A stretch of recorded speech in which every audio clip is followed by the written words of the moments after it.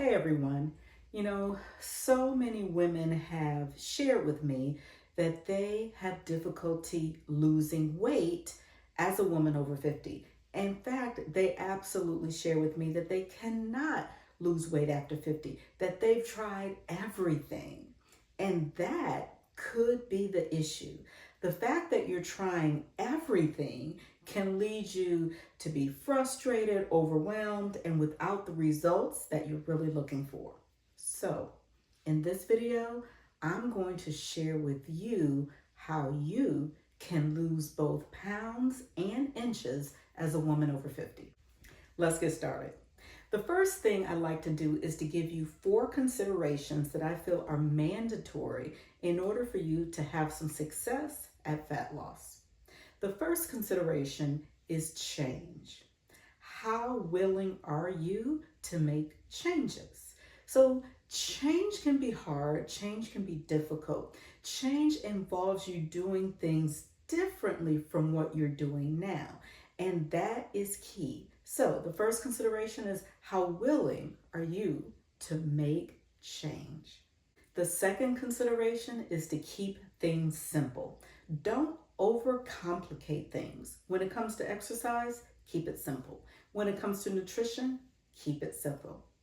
The third consideration is all about consistency. You have to be willing to do some of the same things over and over and over again. So consistency is key, not perfection, but consistency. And the fourth and final consideration is to be patient. Weight gain did not happen overnight, and nor will fat loss. Now that you have those 4 considerations, I want you to think about them because they're important to incorporate into your fat loss journey. Now, can you lose weight as a woman over 50? You can. And these 4 actions will help you. All right, action number 1. Going into a slight calorie deficit and tracking your calories. Sometimes people don't like to talk about calorie counting and tracking, but it's helpful because often people have no idea of how many calories they're actually eating. And so it can be helpful to know what you're eating so that you're aware of how many calories that you're actually taking in. It's not guesswork because guessing is not optimal. Let me give you an example. Let's say that someone tells you, well, I really don't even eat that much. And they may have had one meal on a certain day and they explain to you, I only had one meal today. Well, it depends on what that meal actually was that can give some insight into how much they're eating and why they may not be losing weight on one meal a day. Let me give you an example. If someone shares with me that they weren't hungry for breakfast, so they had coffee only, and they got their coffee from Starbucks. Well, depending on the coffee that you got from Starbucks, no shade on Starbucks, but that coffee could be up to 200 calories. And let's say that the one meal that they had today was a meal that they went out to a restaurant to eat. Let's say they went out for dinner. Well, depending on the restaurant and depending on what they ordered for dinner from that restaurant, that meal could be anywhere from 1,000 calories to 1,500 calories in that one meal. So it is important to know how many calories you're eating each day, even if you only eat one meal, because that gives you information. And if you're on a fat loss journey, tracking is a great tool to use to tell you just how many calories you're eating on a daily basis. It's hard to lose weight if you don't know how many calories you're eating. All right, action number 2, making sure that you eat enough protein. Here's the thing, women over 50 tend not to eat as much protein as they need. Your protein sources are going to be things like lean meats, chicken and seafood, dairy products. You can include beans and tofu. Those all provide good sources of protein.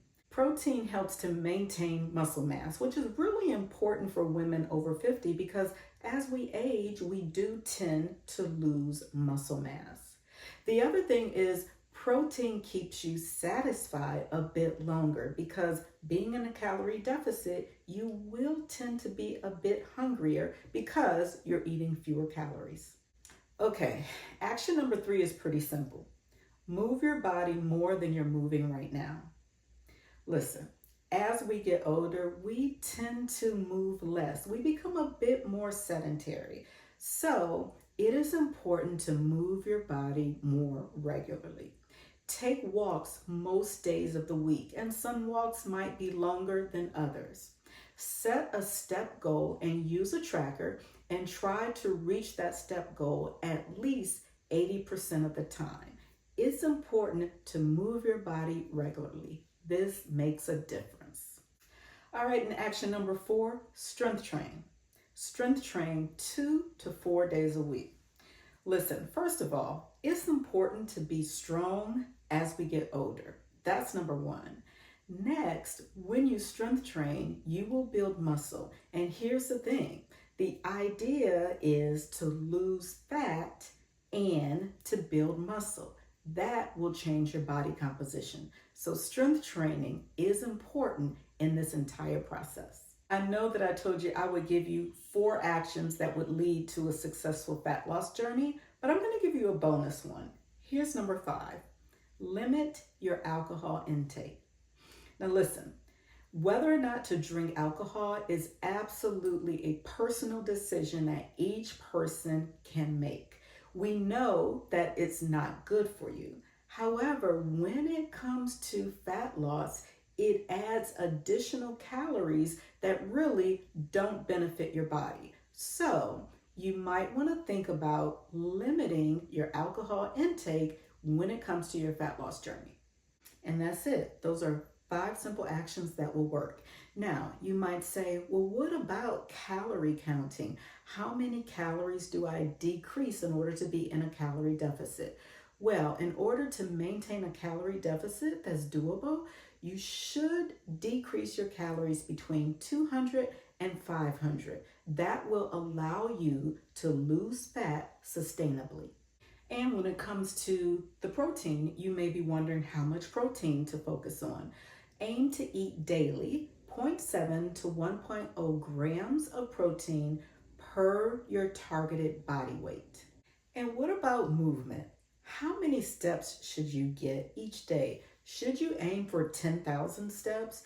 Well, there's current research out now that actually says that you get health benefits before you reach that 10,000 step mark. So when it comes to fat loss, I recommend that you aim for 7,500 steps daily. Now, if you're currently walking or getting much fewer steps than 7,500, you can work your way up to 7,500 gradually. Okay, are you ready to take action? Make sure you give it a full 30 days because remember, you have to practice consistency and patience.